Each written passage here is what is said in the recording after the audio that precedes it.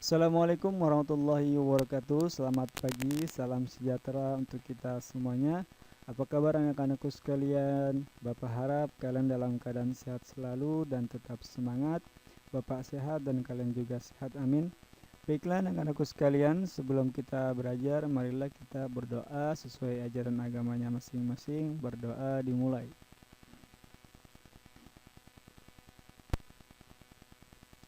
Ya, berdoa selesai.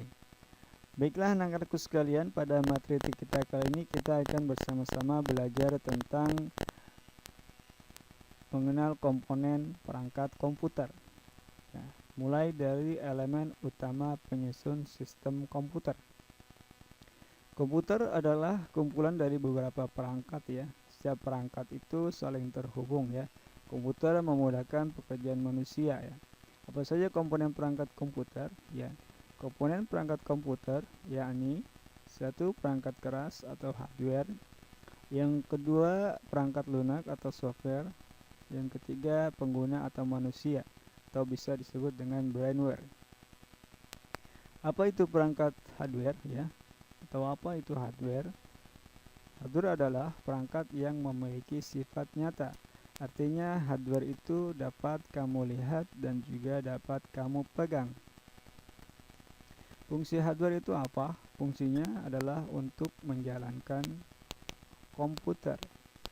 Nah, sampai sini paham?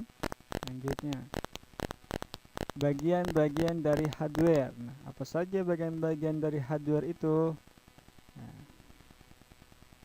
yang pertama mainboard ya. Mainboard atau biasanya orang menyebutnya motherboard. Itu sebagai apa? Sebagai penghubung CPU atau sebagai pusat kendali. Mengapa dikatakan sebagai penghubung atau sebagai pusat kendali?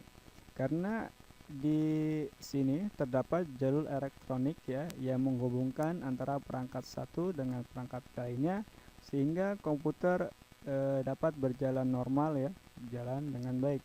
Sini ada soket RAM, kemudian soket prosesor, soket VGA card dan lain sebagainya. Nah, yang kedua CPU ya atau unit system processor. Nah, bentuknya seperti apa? Nah, bentuknya seperti ini ya. Fungsinya untuk apa? Untuk menampung data utama. Ya, nanti di kelas tinggi ya, kamu juga akan mempelajari gimana cara kerja sebuah CPU. Selanjutnya adalah hard disk ya. Fungsinya untuk apa? Fungsinya untuk menyimpan data secara permanen. Bentuknya seperti apa? Bentuknya seperti ini ya, seperti yang tadi. Lanjutnya, USB flash drive ya, fungsinya sama ya untuk media penyimpanan untuk berbagai jenis data. Namun kamu tidak dapat menyimpan data melebihi kapasitas dari USB ini. Kenapa dinamakan USB flash drive? Karena di sini terdapat port USB ya. USB atau apa? USB adalah Universal Serial Bus. Nah, misalnya di sini 4 GB ya. Nah, kamu nggak bisa menyimpan data lebih dari kapasitas ini. Misalnya kamu mentransfer data ke sini lebih dari 4 GB, tidak bisa. Ya. Kemudian RAM ya atau Random Access Memory ya, untuk menyimpan data-data atau instruksi program secara temporer ya, atau sementara. Artinya ketika RAM ini ketika device ya atau PC atau HP kamu itu mati ya, maka RAM ini akan membunuh dirinya sendiri, artinya dia akan hilang. Contoh seperti ini ya, aku contohkan.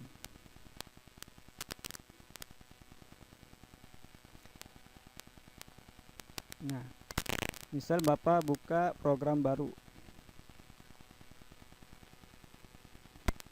Bapak buka Notepad ya, Notepad. Nah, memori ini RAM ya, ini RAM yang berjalan. Notepad. Dia memakan 1,8 MB. Ketika Bapak close, perhatikan ya, Notepad yang ini ya. Bapak close aplikasi ini nih. Yang aplikasi ini Bapak close, maka ini akan hilang. Nah, hilang kan? Nah, itu ya cara kerja RAM ya.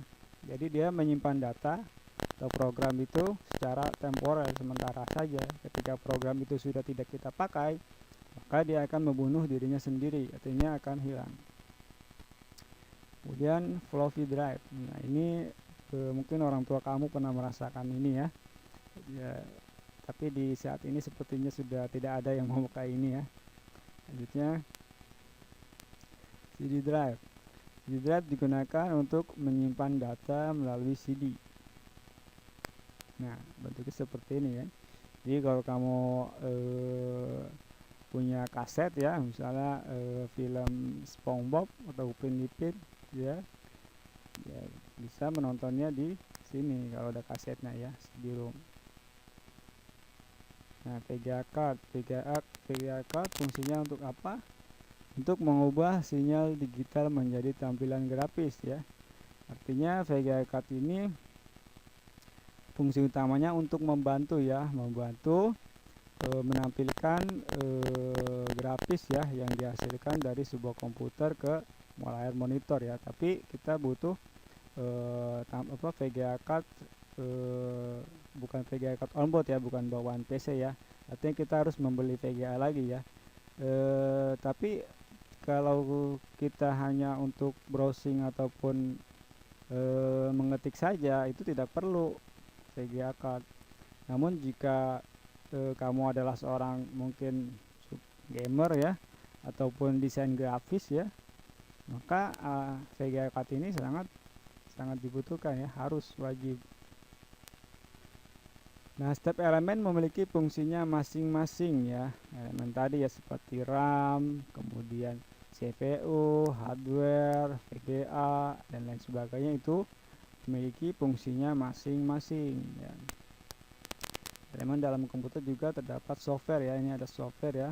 Software itu fungsinya ini ya, untuk memformat, memprogram dan menyimpan. Apa saja bagian-bagian dari software pada komputer? Nah, ada sistem operasi ya, atau operating system untuk mengelola perangkat. Nah, sekarang anak-anak harus tahu ya, antara sistem operasi dan aplikasi itu berbeda ya. Sistem operasi seperti misalnya Windows, kemudian Linux, KOS, itu dia tidak perlu aplikasi ya. Sistem operasi itu tidak perlu aplikasi, namun aplikasi itu butuh sistem operasi. Itu perbedaannya. Jadi software itu misalnya ada yang bertanya perbedaan sistem operasi dan aplikasi, seperti itu saja menjawabnya ya. Ya, sistem operasi dia tidak membutuhkan aplikasi. Tanpa aplikasi dia bisa berdiri sendiri. Tapi kalau aplikasi itu dia butuh yang namanya sistem operasi. Nah, yang terakhir ini pemrograman komputer ya. Untuk memuat program yang dikehendaki, pemrograman pada komputer untuk memprogram sistem pada komputer ya. Nah, dua ini bisa Bapak katakan brainware ya. Brainware itu apa? Brainware itu orang yang menggunakan atau mengoperasikan sebuah komputer ya, baik dari segi hardwarenya ataupun softwarenya ya. Terdiri dari apa? Dari misalnya sistem analisis, kemudian programmer, administrator, dan juga operator. Bingung ya? Nah, kemudian ini ada tugas individu ya. Tugasnya sebutkan 3 jenis dari elemen pada layar desktop komputer ya. Seperti ini ya. Ini namanya, nah, ini desktop itu kan di sini dia, adanya di depan. Nah, ini termasuk elemen ya, elemen yang ada pada desktop. Nah, seperti background, colors, lock screen, dan kemudian apa yang kamu ketahui tentang CPU ya. Ketiga, apa fungsi hard disk pada perangkat komputer. Kemudian apa fungsi hardware, dan yang terakhir apa yang kamu ketahui tentang software ya. Ini kamu tulis ya di buku tulis ya, kemudian foto dan submit di JCR ya. Nah, mungkin itu saja dari Bapak ya, kurang lebihnya Bapak mohon maaf.